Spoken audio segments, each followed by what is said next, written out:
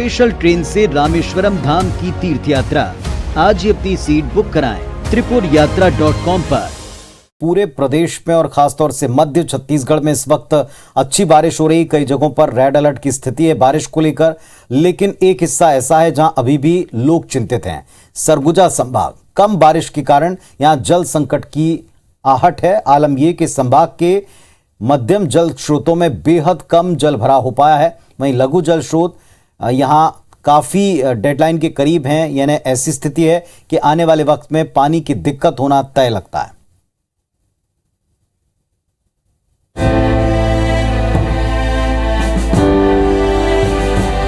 पिछले 50 सालों में सबसे कम बारिश होने के कारण सरगुजा संभाग में सूखे की स्थिति पैदा हो गई है। एक तरफ जहां किसानों के खेत सूखे पड़े हैं, खेतों में दरारें आ गई हैं, तो वहीं फसल नष्ट होने के कगार पर पहुंच गई है, जिससे संभाग भर में सूखाग्रस्त इलाका घोषित किए जाने की मांग उठने लगी है। कम बारिश का असर सिर्फ खेती पर पड़ रहा हो ऐसा नहीं, बल्कि संभाग भर के जलाशय भी प्यासे पड़े हुए हैं। सरगुजा संभाग में 6 लघु जलाशय योजनाएं हैं, जिनमें बरनई, बाकी, कुंवरपुर, घुनघुट्टा, झुमका और गेज परियोजनाएं शामिल हैं। इनमें से झुमका और घुनघुट्टा में ही जल भराव 50% से ज्यादा है, जबकि बाकी 4 जलाशय सूखे पड़े हैं, जिनमें से 15 से 20% पानी ही शेष है। ऐसे में अब जल संसाधन विभाग पहले पेयजल के लिए पानी सुरक्षित रखने की बात कह रहा है और बाकी पानी सिंचाई के लिए उपलब्ध कराने की बात कह रहा है। आने वाले समय में जो सिचुएशन बनेगी वो टोटल बरसात के ऊपर ही डिपेंड करेगी। हमारे पास जैसे जो माइनर स्कीम्स हैं, जिसको हम लघु जलाशय बोलते हैं,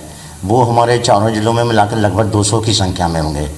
उन 200 में भी टोटल जल भराव हमारे पास आज की डेट 10 से 15% से ज़्यादा नहीं है।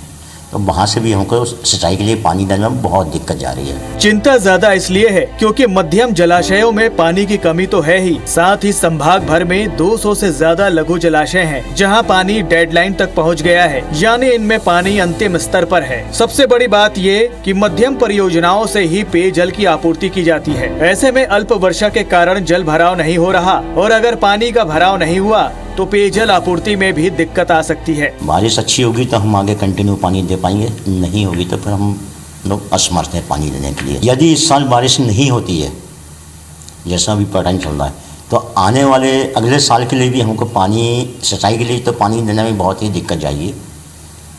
इसके अलावा ड्रिंकिंग पर्पज से भी हमको जो रिजर्व पानी रखना है वो भी दे पाएंगे कि नहीं दे पाएंगे, वो अप्रैल मई जून तक जाके पिक्चर क्लियर हो पाएगी। बहरहाल संभाग भर में जिस तरह से मानसून ने बेरुखी दिखाई है, उससे साफ है कि इसका असर न सिर्फ खेत, फसल और किसान पर नजर आ रहा है, बल्कि इससे जल स्रोत भी अछूते नहीं है। ऐसे में IBC 24 भी ये कामना करता है कि मानसून की बेरुखी जल्द खत्म हो, ताकि सरगुजा का सूखा खत्म हो सके और जलाशयों की प्यास भी बुझ सके। अभिषेक सोनी, IBC 24, सरगुजा।